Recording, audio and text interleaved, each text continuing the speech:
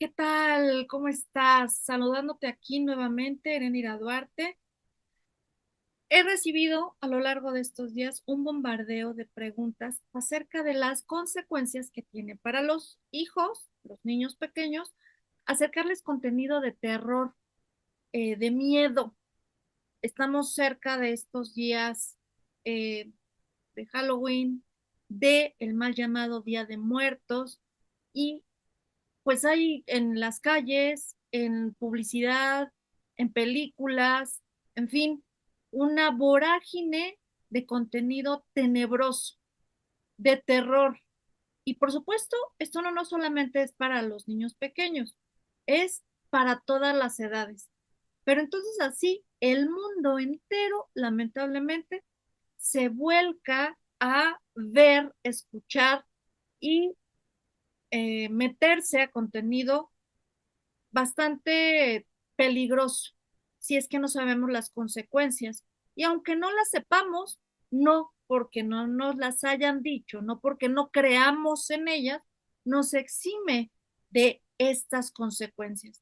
Entonces, primeramente y de forma muy rápida y demasiado, pues si tú me disculpas, pero va a ser muy telegráfica, quiero empezar a decirte cuáles son las consecuencias de acercar a los niños entre 0 años y 12 a estos contenidos terroríficos, visuales, auditivos o ambientales.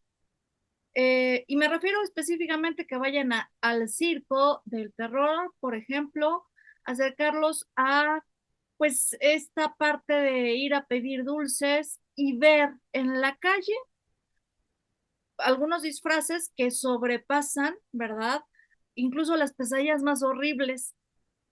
Todo eso pues es acercarles este contenido. Primeramente, 5 consecuencias que puedan tener en su cuerpo.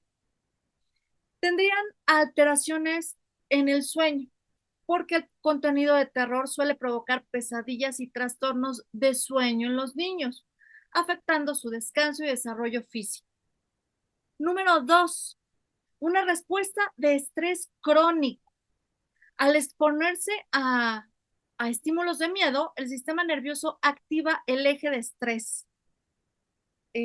No me voy a meter en explicar parte del hipotálamo, la glándula pituitaria y la adrenalina, pero bueno, esto es todo un conjunto que se ve afectado por este contenido, aumentando la producción de cortisol, que esto puede afectar el sistema inmunológico y la capacidad del cuerpo para enfrentar enfermedades. Número 3, daño al sistema cardiovascular.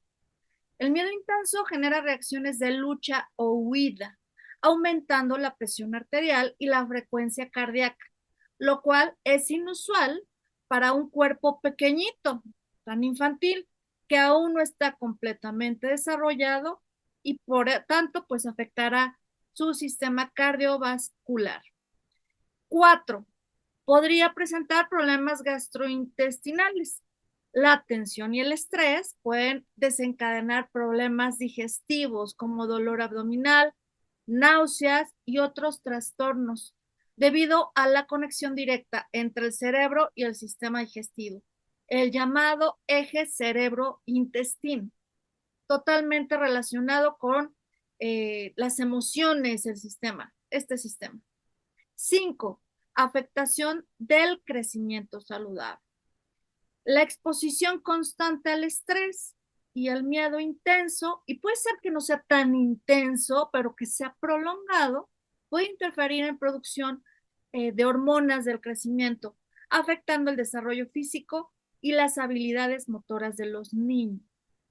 Pero vamos a ver ahora 5 consecuencias en el alma, entendida esta como las emociones y los sentimientos. Número 1, generación de miedos irracionales.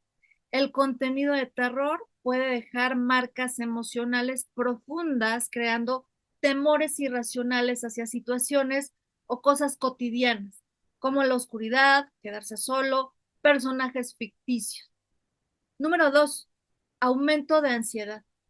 La exposición al terror puede desencadenar desencadenar, perdón, niveles altos de ansiedad, volviendo a los niños más inseguros y temerosos ante diversas situaciones en su vida diaria, limitando su capacidad para explorar y aprender. Número 3, problemas de autoconfianza y dependencia emocional. Los niños pueden desarrollar dependencia hacia los adultos o compañeros para sentirse seguros. ¿Has conocido algunos niños que no se separan de mamá y de papá? Sí, efectivamente puede haber muchísimas causas, pero una de ellas no lo podemos negar, que podría ser el alto contenido a este tipo de terror en televisión, en sonidos, en fin. Esto va a debilitar su autonomía emocional y aumenta la probabilidad de desarrollar una autoestima baja. Número 4, puede crear una desconexión emocional y aquí es sumamente importante y delicado, porque para protegerse del miedo, los niños pueden aprender a bloquear sus emociones, lo cual a largo plazo interfiere en su desarrollo de empatía y sensibilidad, relaciones emocionales y sanas. Podría ser un indicio, una raíz, ¿por qué no decirlo?, de este trastorno psicópata narcisista, que les quita cualquier tipo de acercamiento a la empatía, la compasión o la comprensión. Y número 5, en esta parte de del área del alma, desencadenamiento de agresión o retraimiento. Estos contenidos pueden causar dos respuestas: volverse agresivos para protegerse o retraerse por miedo. Ambos extremos afectan negativamente sus habilidades sociales y de comunicación. Pasemos ahora a las consecuencias espirituales. Número 1, puede causar confusión en la percepción de la realidad y la fantasía. El contenido puede hacer que los niños interpreten erróneamente la realidad. Recuerda que hasta cierta edad los niños no saben diferenciar entre la fantasía y la realidad. Por lo tanto, podrían crear una mentalidad distorsionada donde el miedo ocupa el lugar central, dificultando su percepción de un mundo seguro y positivo. Número 2, distorsión del concepto del bien y del mal. Delicado, ¿eh? Al presentarse personajes aterradores y situaciones extremas, el contenido de terror puede confundir a los niños respecto a lo que es moralmente correcto e incorrecto, afectando el desarrollo de su conciencia ética. También cuánto contenido vemos en donde los perversos, lo feo, lo tenebroso, acaba siendo lo deseable. Número 3, interferencia en el desarrollo espiritual y su paz interna. Los niños pueden empezar a desconfiar de su entorno, reduciendo su capacidad para desarrollar una sana conexión espiritual. Por supuesto, las conexiones y las tendencias hacia la paz y la esperanza, ya que las experiencias de terror los llevan a asociar el mundo con peligro. Número 4, dificultad para desarrollar gratitud, amor hacia la vida.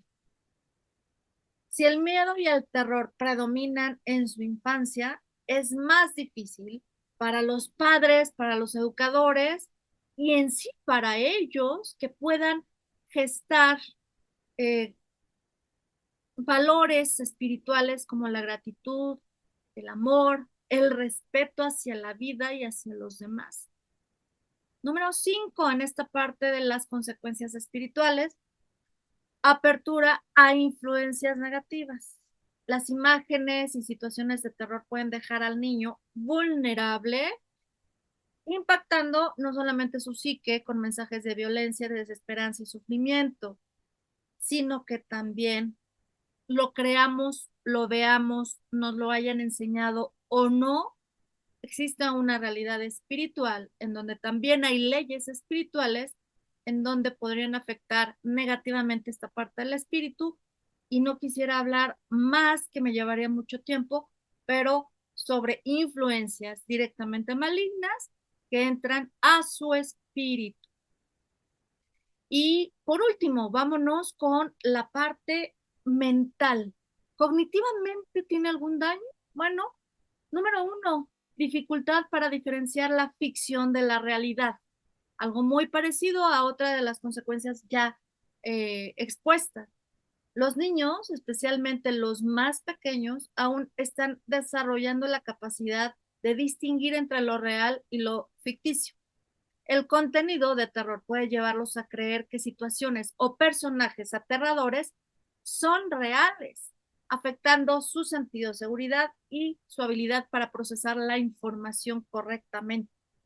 Número dos, alteración en los procesos de atención y concentración.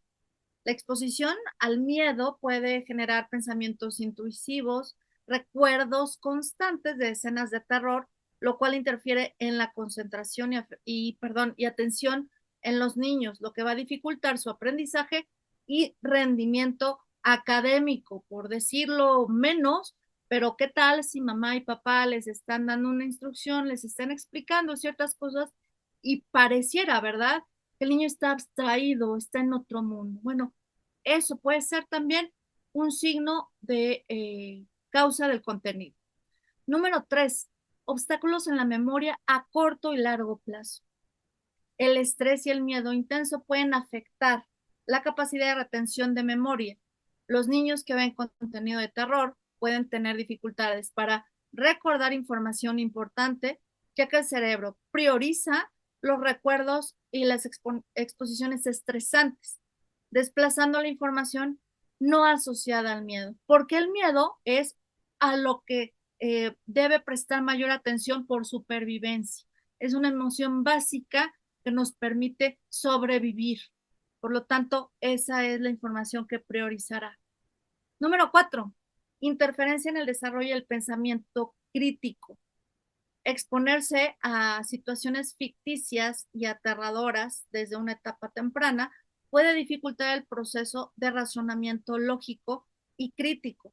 Los niños pueden desarrollar pensamientos irracionales, como creer que pueden ser atacados por fuerzas sobrenaturales, lo que afecta su capacidad para analizar situaciones de manera lógica y objetiva. Y aquí podríamos extendernos en el tema de que efectivamente cuando llegaran a tener esta interferencia en su desarrollo de pensamiento crítico, ¿por qué no? Si ya hay consecuencias espirituales fuertes, podría confundirse.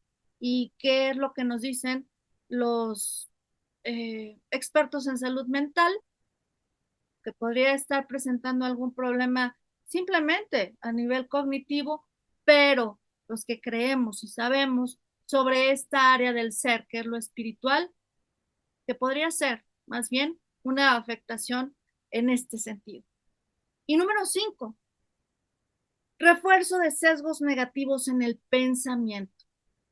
El terror puede provocar que los niños desarrollen patrones de pensamientos negativos, como interpretaciones catastróficas o sesgos de amenaza.